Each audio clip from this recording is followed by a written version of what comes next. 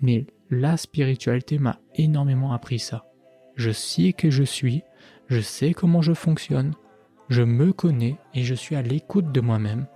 Et lorsqu'il y a dissonance entre mon comportement et qui je suis, il faut que j'adapte mon comportement.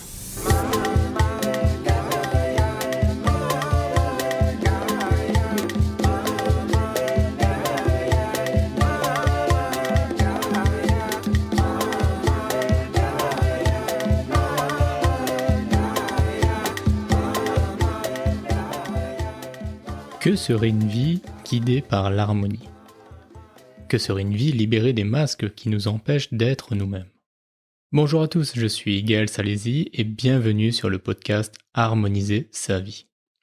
J'ai entamé depuis quelques années une quête de l'harmonie et à travers ce podcast, je souhaite partager avec vous les différentes idées qui m'aident au quotidien à ramener plus d'harmonie dans ma vie.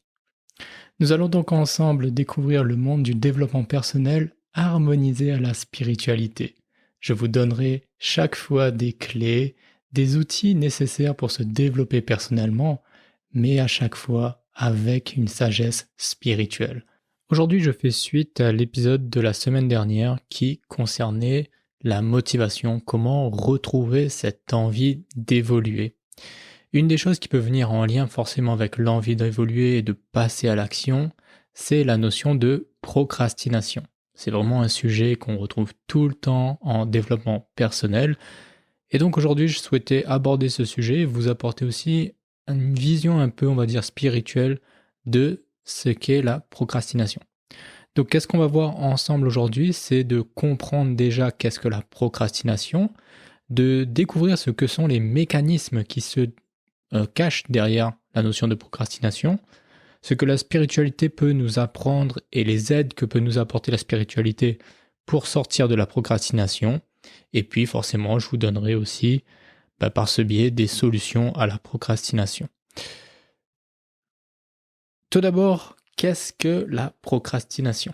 Donc, la procrastination, ce mot barbare, si vous ne l'avez jamais entendu, il veut tout simplement dire remettre au lendemain ce qu'on peut faire maintenant. En gros, c'est quand vous savez que vous avez une tâche à faire là tout de suite, mais que vous préférez ranger votre maison, aller sur Netflix, regarder une vidéo YouTube, passer du temps sur les réseaux sociaux, au lieu de faire la tâche que vous êtes censé faire. Ça s'appelle procrastiner.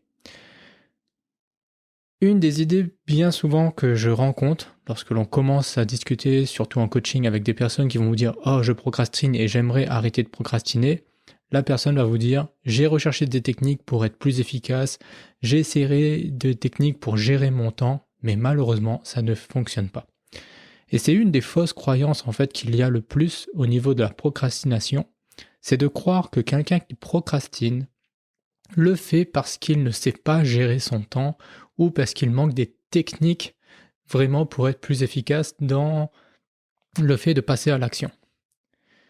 Et lorsqu'on voit les choses de cette manière-là, on oublie en fait qu'est-ce que la procrastination et surtout quel est le mécanisme psychologique qui se cache derrière la procrastination. Parce que je vais vous révéler une chose, c'est que la procrastination, en fait, ça nous veut du bien. C'est quelque chose de bénéfique pour notre organisme au niveau psychologique. Parce qu'en gros, la procrastination, c'est un anti-stress. Je vais répéter cela pour que vous puissiez vraiment prendre conscience et avoir un nouveau regard sur la procrastination. La procrastination est un anti-stress. Pour que vous compreniez cela, voyons un petit peu le mécanisme de la procrastination.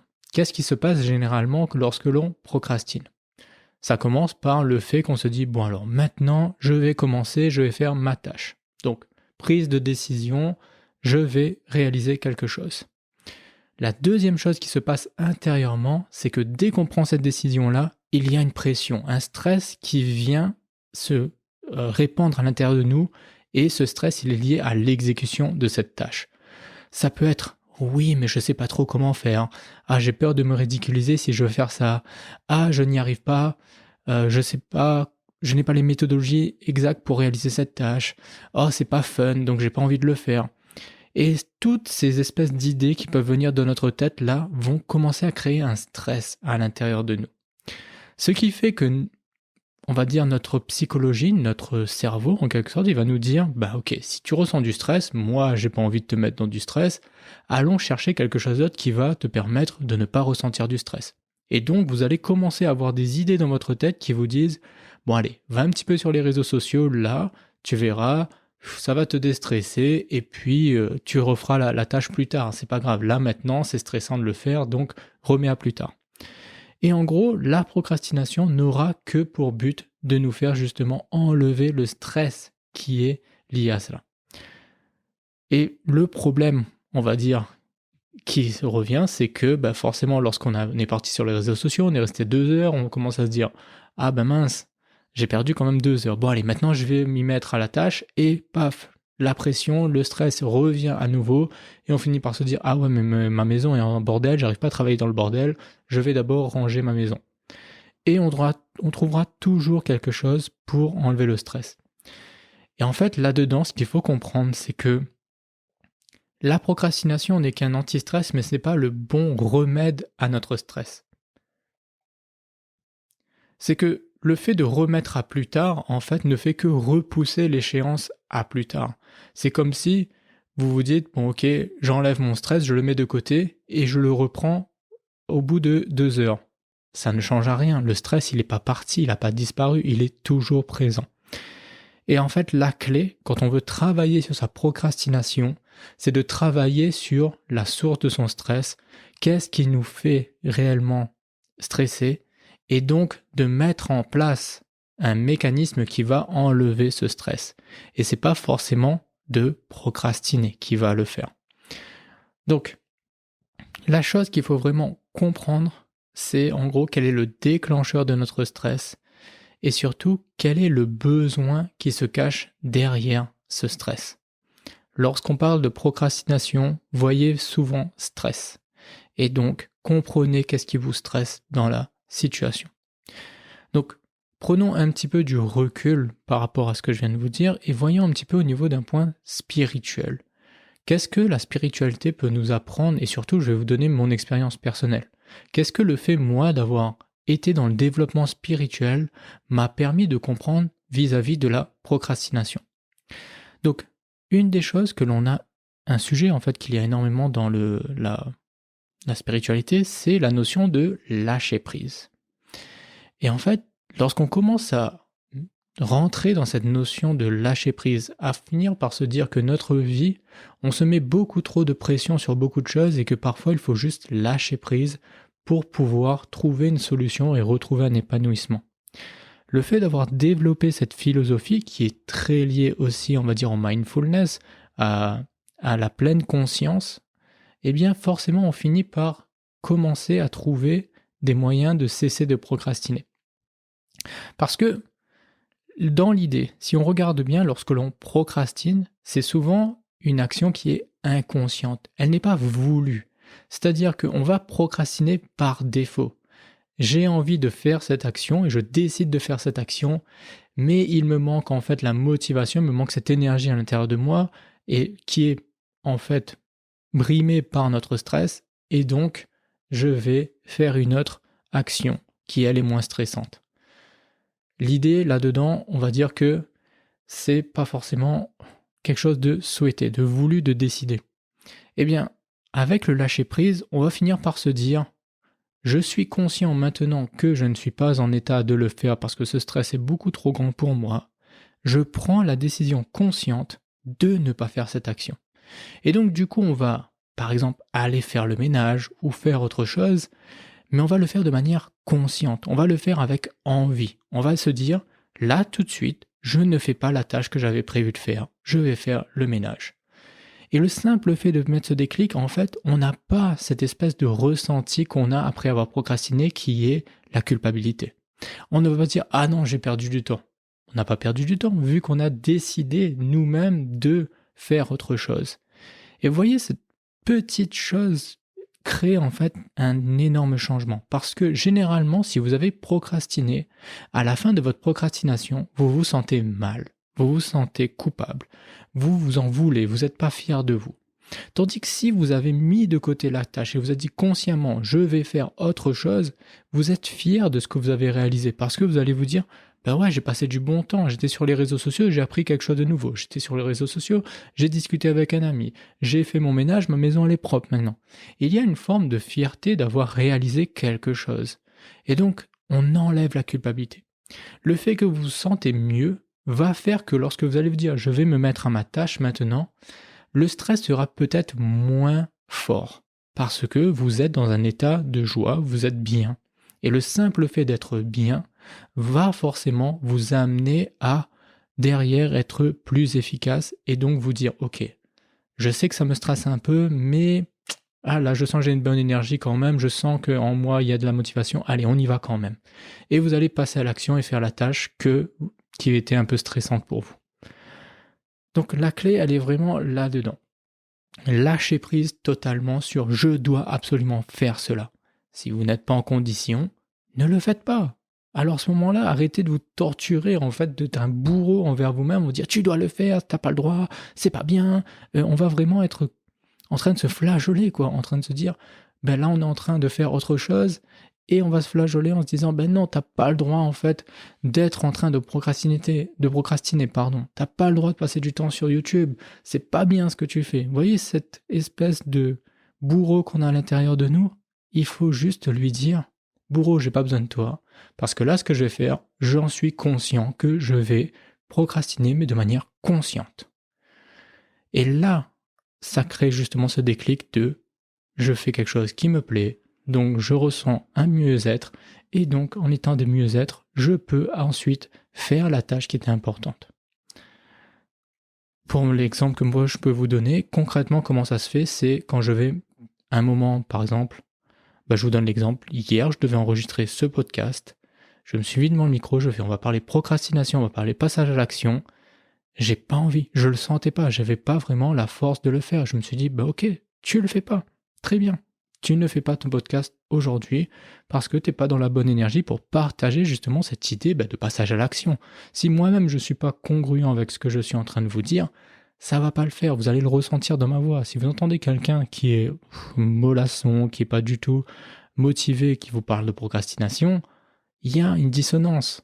Et donc, qu'est-ce que j'ai fait? J'ai dit, ok, je mets de côté, je suis parti un peu plus, en ce moment, je m'intéresse beaucoup à l'astrologie, c'est un sujet qui m'intéresse, mais j'ai regardé des vidéos sur l'astrologie, tout simplement à la place de faire mon podcast. Point.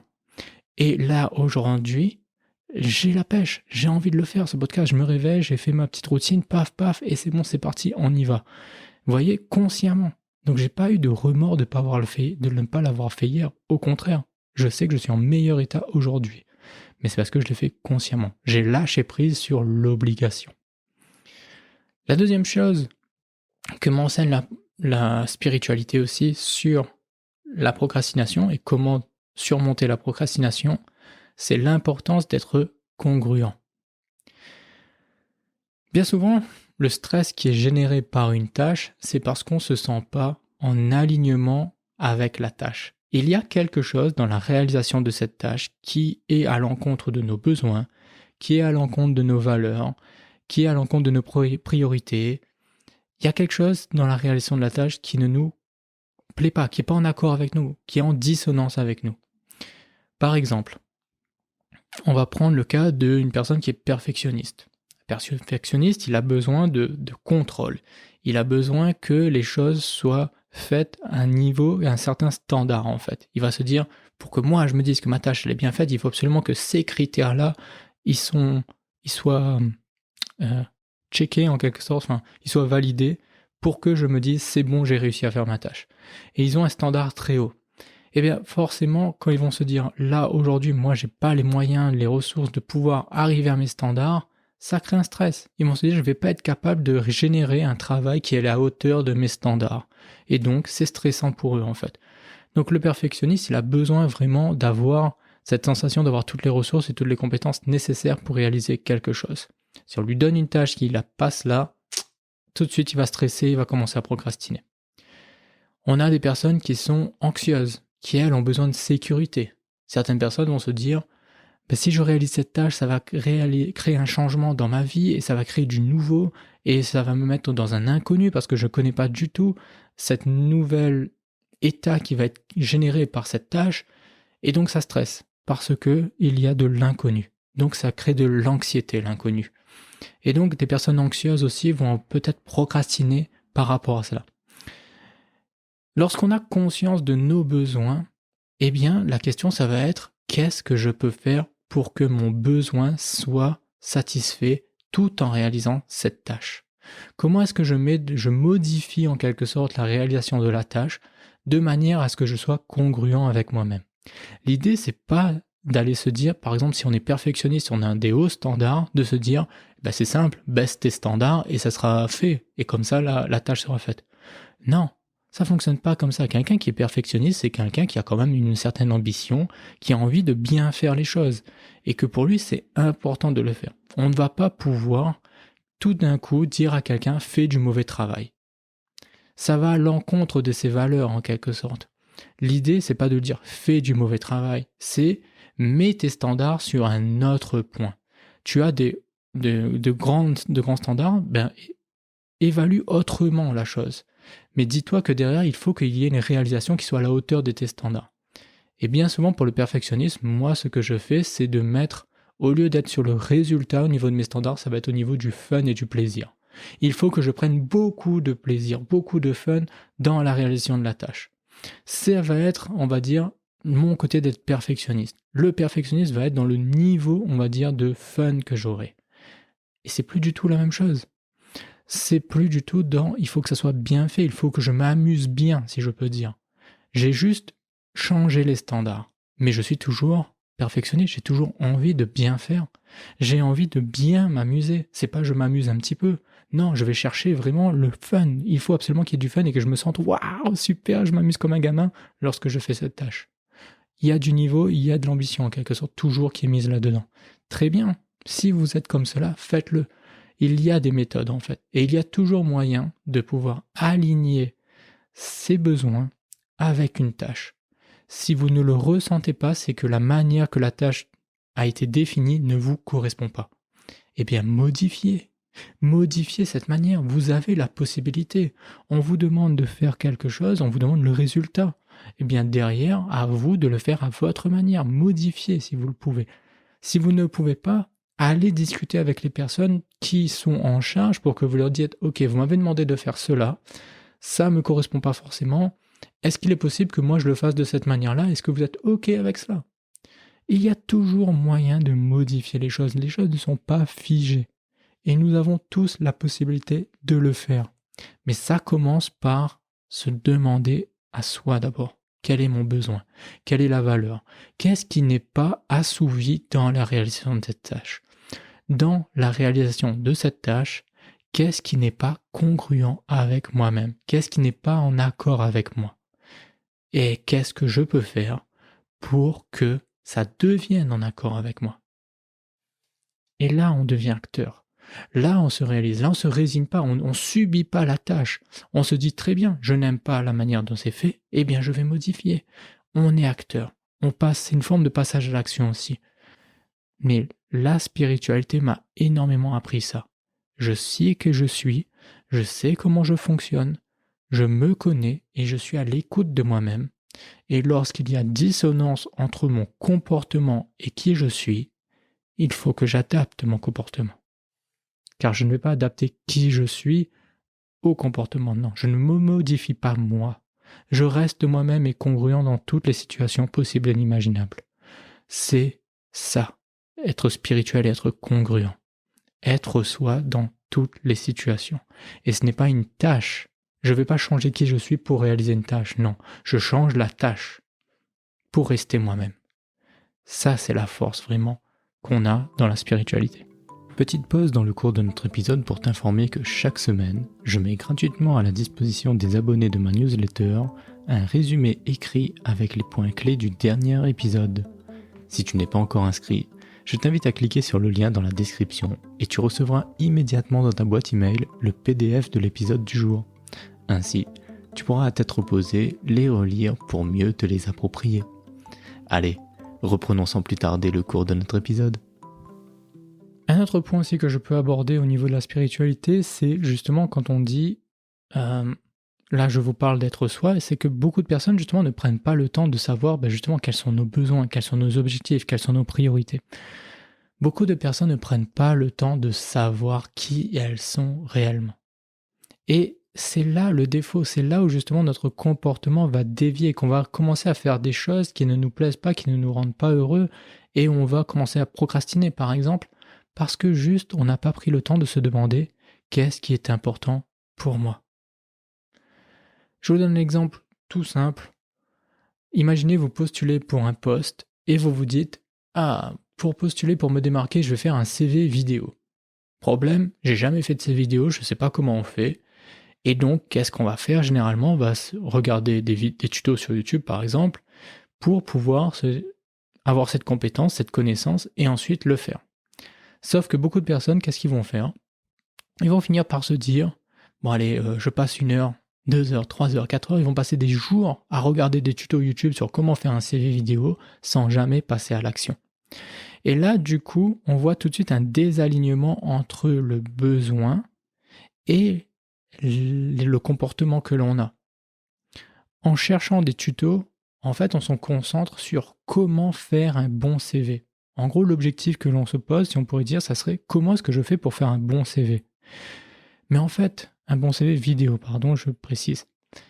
Mais notre but, c'est pas de faire un bon CV vidéo. Notre but, c'est de nous démarquer lorsqu'on postule à notre emploi. Du coup, si faire un CV vidéo est trop complexe et vous vous dites ça va au contraire vous mettre plus dans l'embarras que de vous valoriser, ne faites pas de CV vidéo, tout simplement cherchez un autre moyen de vous démarquer. Parce que si on regarde bien, à moins de postuler sur un poste en lien avec des compétences de vidéaste, normalement si vous faites un CV vidéo pour un poste, le recruteur il sera concentré sur les informations que vous allez donner, votre éloquence, l'énergie que vous communiquez, et il n'en aura strictement rien à faire de savoir si vous avez fait un bon montage, si le cadrage il est bon, si il y a vraiment des transitions qui sont bien faites dans votre vidéo, il n'en a rien à faire. Lui-même, je suis sûr que le recruteur n'y connaît rien au montage vidéo et qui ne connaît pas les techniques qu'il y a pour pouvoir justement créer un CV vidéo de malade. Donc gardez en tête que le simple fait de faire une vidéo, ce sera juste qu'est-ce que la personne va se dire. Ah ben déjà, cette personne a pris le temps de faire un CV vidéo. Elle a la volonté de se démarquer. Il y a une forme d'originalité, une forme de prise de risque. La personne, on voit que, ok, elle s'exprime bien, elle est vraiment enthousiaste, elle est joyeuse, elle est souriante. Ça, c'est quelque chose que vous ne pouvez pas transmettre sur un CV papier. Donc forcément, en faisant un CV vidéo, vous allez vraiment mettre à l'honneur. Eh bien, juste concentrez-vous là-dessus. C'est ça le plus important, c'est pas savoir comment est-ce que je vais faire le montage, comment je vais enchaîner les trucs et tout, est-ce que j'ai le bon matériel pour. Ça, c'est la procrastination parce que on ne sait pas ses priorités. On n'a pas fixé clairement l'objectif dans sa tête. Et donc rapidement, étant donné que cet objectif n'est pas clair et fixé dans notre tête, on s'éparpille rapidement. Notre objectif peut rapidement devenir « Ah, je vais devenir un expert du CV vidéo pour que je puisse me démarquer ». Mais non, vous n'avez pas besoin d'être expert là-dedans. Vous avez juste besoin de savoir le b.a.-ba d'un CV vidéo.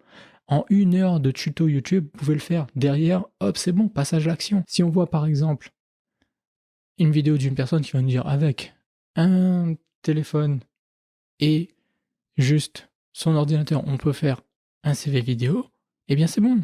Vous avez le matériel pour, vous avez regardé son tuto, vous suivez pas à pas ce qu'il vous dit, et c'est fait. Pas besoin de passer des heures. Donc j'en reviens à ce que je dis, l'alignement et la connaissance de ses besoins, de ses priorités, va permettre justement de ne pas procrastiner. Donc voilà, je vais m'arrêter là par rapport à ce point sur la procrastination aujourd'hui.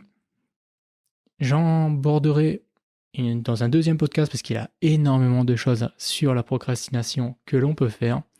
Et la semaine prochaine, je vous parlerai en fait des 6 profils du procrastinateur.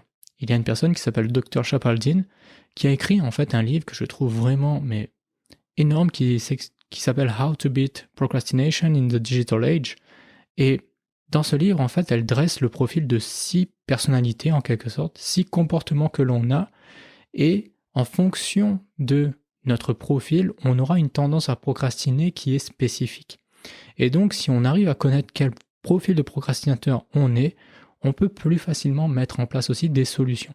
Je trouve son livre vraiment bien fait et j'ai vraiment trouvé son idée, son concept bien ficelé parce que je me suis retrouvé dans pas mal des profils et du coup ça m'a permis moi aussi d'ajuster mon comportement lorsque je pouvais procrastiner. Et donc je voulais vraiment vous partager cela, donc ça sera la semaine prochaine que je parlerai et j'aborderai aussi un autre point sûrement dans un troisième podcast qui est la notion de récompense immédiate.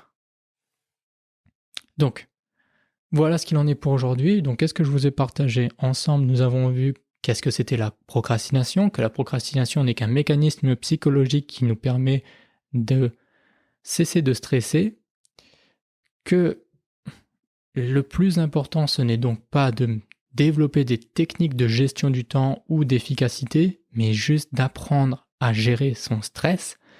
Et généralement, ça passe par définir qu'est-ce qui nous stresse réellement, comprendre quel est le besoin, quelle est la chose en fait en nous qui n'est pas en accord avec cette tâche et qui donc génère du stress, et donc de se concentrer là-dessus sur comment est-ce que je peux m'aligner moi, rester congruent, rester moi-même dans la réalisation de ma tâche pour pouvoir justement ajuster et enlever le stress.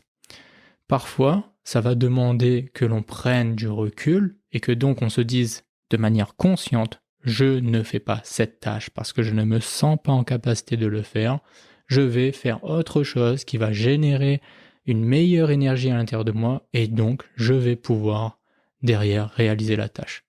Donc voilà ce que je vous ai partagé aujourd'hui. Je vous donne rendez-vous donc dès la semaine prochaine pour à nouveau un podcast sur la procrastination.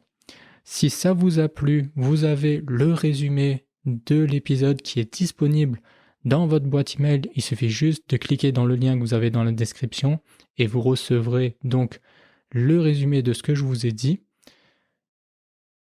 Comme à mon habitude, s'il y a une chose aussi que je vous ai partagée qui vous a touché, vous a dit mais oui, c'est ce que j'avais besoin d'entendre, méditez sur cette chose-là.